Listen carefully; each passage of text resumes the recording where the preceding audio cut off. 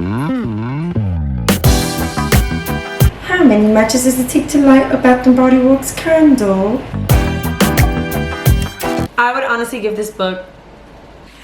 Hello guys, as you can see by the title of this video, today's going to be a very fun, exciting video because we're going to be doing a reading vlog on none other than The Spanish Love Deception and their latest release, The American Roommate Experiment. And I literally got the Spanish Love Deception a couple weeks ago, and when I found out that they're going to come out with the American Roommate Experiment, I was like, oh my god, let me just wait till it comes out too, so I could feel myself reading both of them together and see how I like one. Let's see if I like both. I like the author as a whole. So I'm really excited and really nervous. Nervous because there's so many mixed reviews about the Spanish Love Deception. I haven't really seen much about the American Roommate Experiment yet, but I know the Spanish Love Deception, it's either some people's favorite book of all time or some people give it 1 star. Kind of big, it's all beefy. Jesus. It's 440 pages. It'll probably take us a couple days to get through both of these. But yeah, let's get right into it. I'm gonna start with the Spanish Love Deception, and I'll give you guys updates throughout my reading if something interesting happened. In case you want to judge me by my Starbucks order, I get a venti ice brown sugar oat milkshake and espresso with half the sugar, so only 3 pumps, not 6.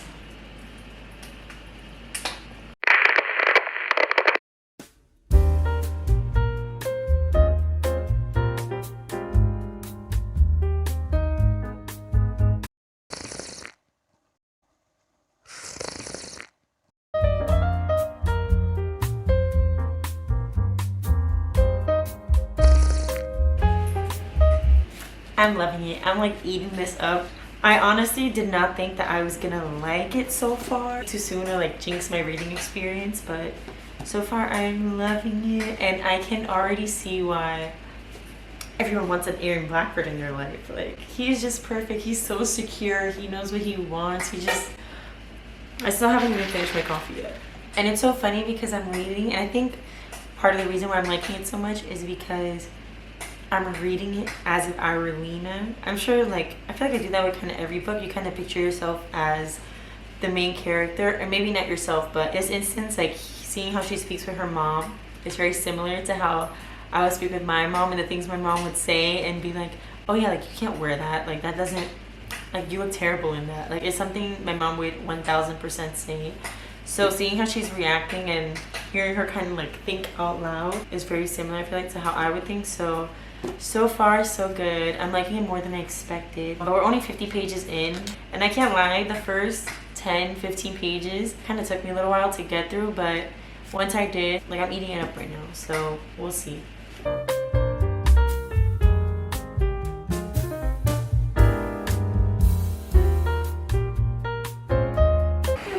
Hey guys, so quick update. I read a little bit more this morning. It's the next day. I'm currently making dinner for the Bobs. That's why you can probably hear Elmo in the background.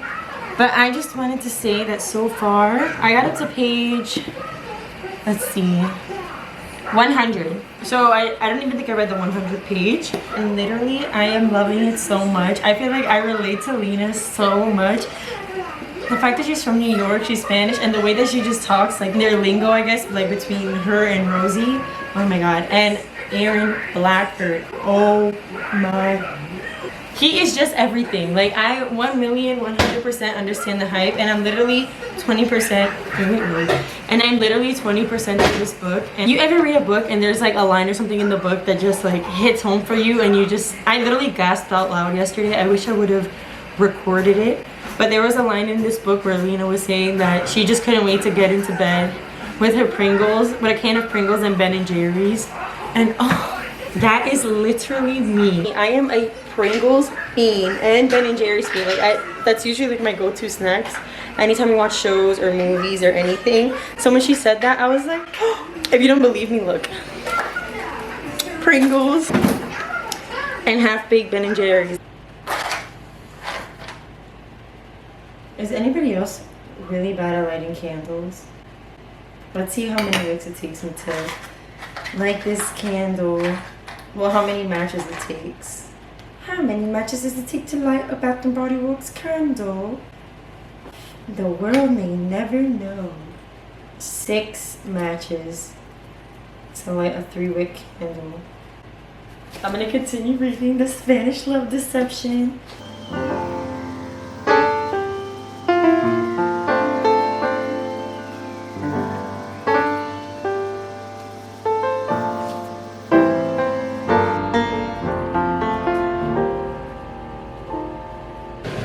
Hey guys, so it's like day 3 or 4 of me trying to finish this book. I swear it's not boring, it's just there's been a lot to do, but I gotta describe it without spoiling it. But they just got to Spain. I'm on page 234, so a little bit over halfway, but I am determined to finish this tonight, so I'll let you guys know.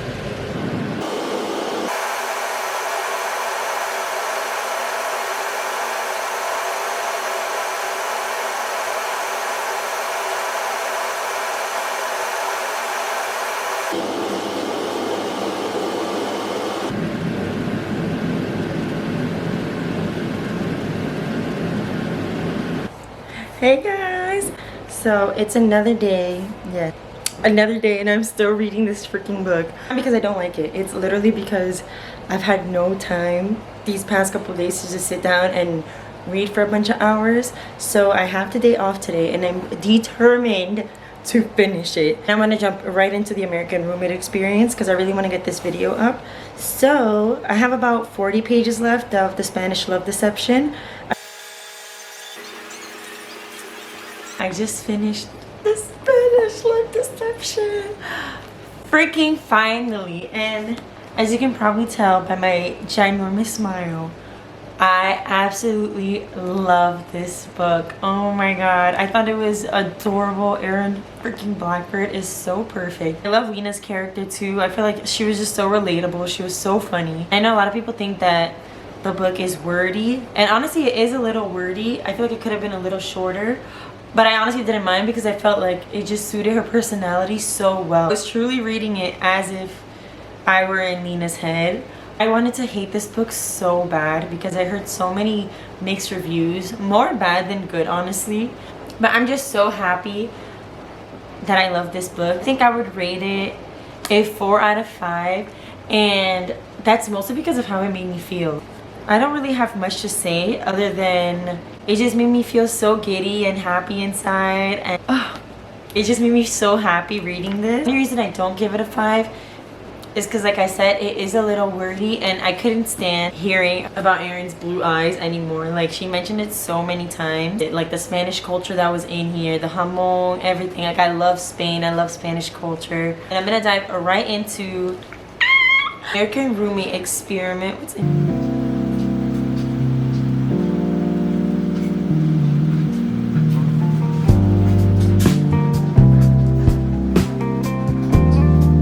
Oh my gosh, you guys, I am so excited. I'm on page 31. I had no idea this book had both perspectives, Lucas and Rosie's point of view, and this is the first time that I'm seeing Lucas's point of view, so I'm just finding out about this, and I am so excited because I love hearing both point of views. So yeah, and so far, I feel like for the first 30 pages have been pretty good. It's honestly, it hasn't had me as hooked as The Spanish Love Deception from the beginning, like right away, but it's still like I'm still very interested in seeing what's happening, if that makes sense. I'm like really enjoying what I'm reading. There we go. All right, so let's keep reading. Now we're at Lucas's point of view.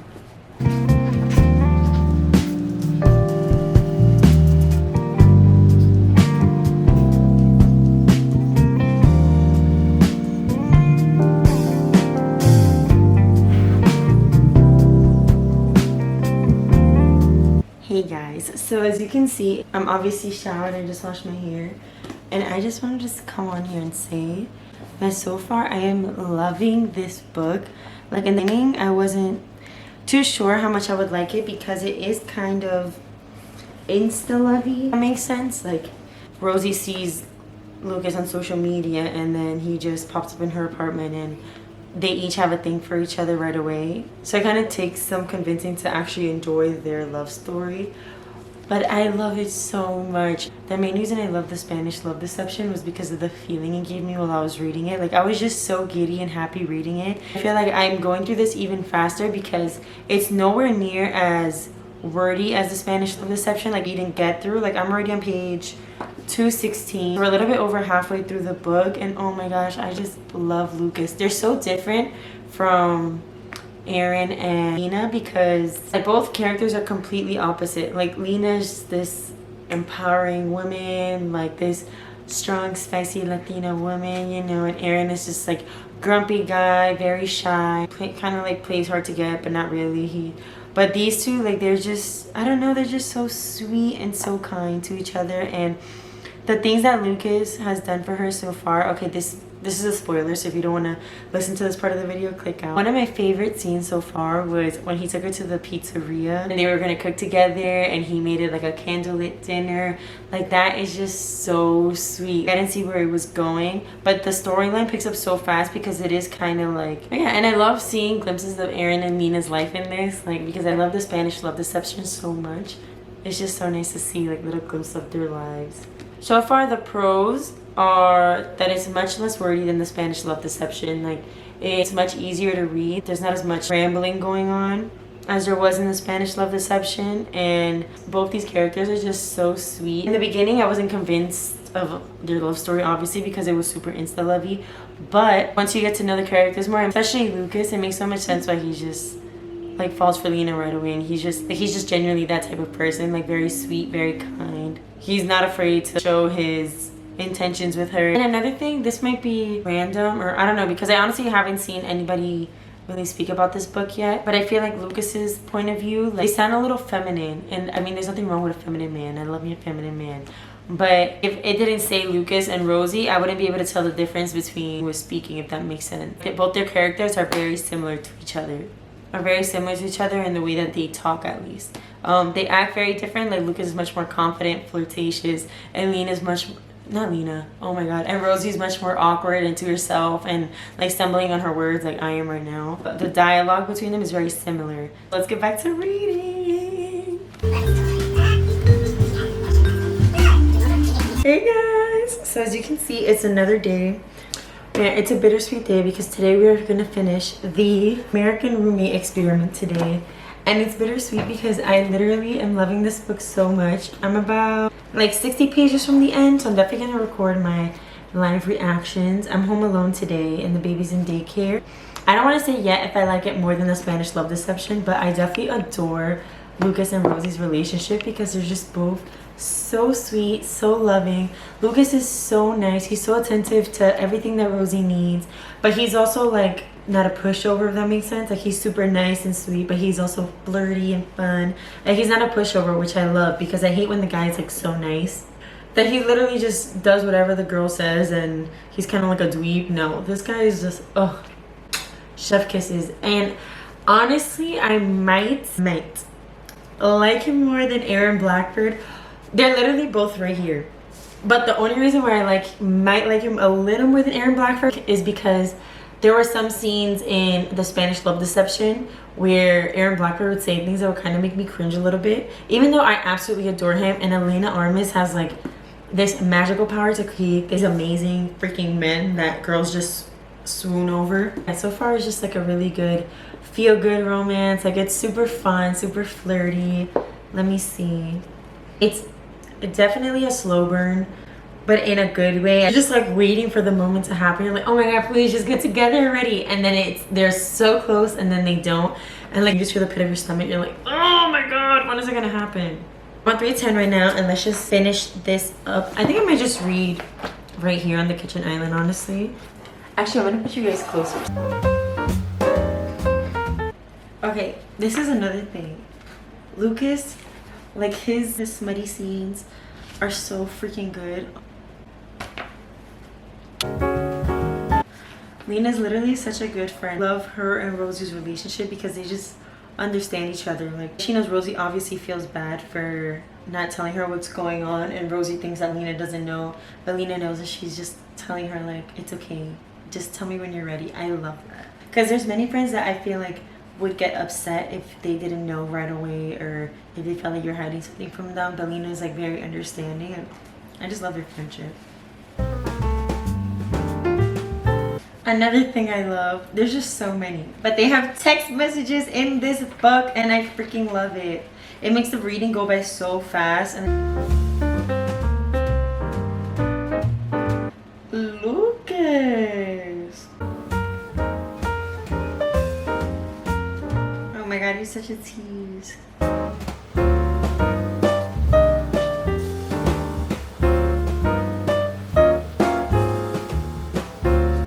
Spoiler alert, on page 343, she's basically telling him that she doesn't want to go to the airport because it'd be too painful. And he's like, it's okay, Ro, you don't have to come, I understand. And she's like, I didn't want him to understand though, I wanted him to fight me. Exactly, that's what every girl wants. Every girl wants a guy to fight for her. Okay, maybe not every girl, but all the girls that are like me want them to fight, want a man to fight for them.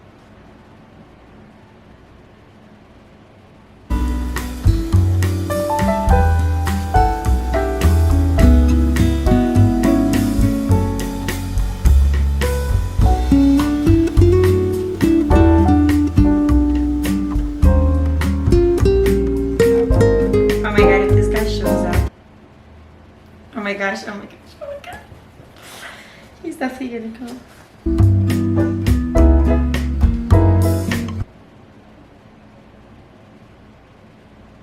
You guys, I literally just finished page 379, which is technically the end. There's still the epilogue.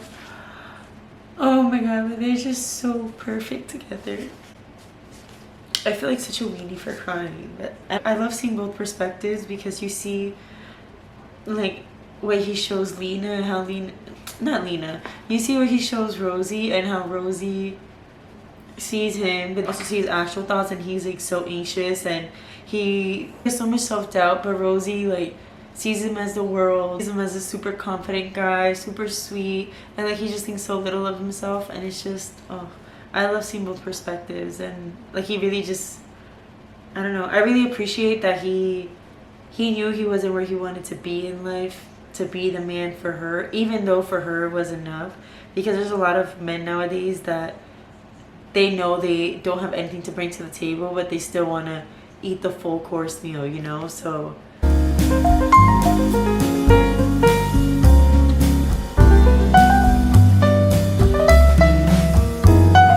hey guys, my camera died while I was reading the epilogue, and it's been a couple hours later. I took a shower, put on some makeup. I'm gonna go get the baby from daycare, but I have my final thoughts. I would honestly give this book a 4.75. Like, I absolutely adored this book. Oh my god. It probably sounds the same as I said for the Spanish Love Deception. It's different because I just loved their chemistry so much. Like, they were both such genuinely nice people. Like, he just wanted her so bad. I've literally been saying this throughout the entire reading vlog, but Lucas is just, oh, he's literally godsend. And Elena Armas, thank you for not only giving us Lucas, but giving us Aaron Blackford as well. Honestly, like, I love both. The love interests are amazing. Like, I absolutely love Lena and Rosie's friendship, and I love that you see glimpses of Aaron and Lena's life from the Spanish Love Deception in the American Roommate Experiment. Like, it flows so fast, the chapters went by so fast, you get both points of views. I think, like, writing wise is much more improved than the Spanish Love Deception, which seems like a giant ramble. Like, they ramble a lot, but I still absolutely adore this book. I really connected to the story and to Lena, and then this one I just, oh, I love. Like, you guys need to read this so that you can experience what I experienced reading it. Like, oh, I experienced something very similar reading the Spanish Love Deception, but this one was a little bit different because I like Lucas just a little bit more, just because he's nicer, and I don't know, he's just very genuine about his intentions, and he doesn't have life all figured out. He's not this successful man. Like, this guy literally has nothing now, and he knows that. So you just have to read and find out, because it's honestly amazing.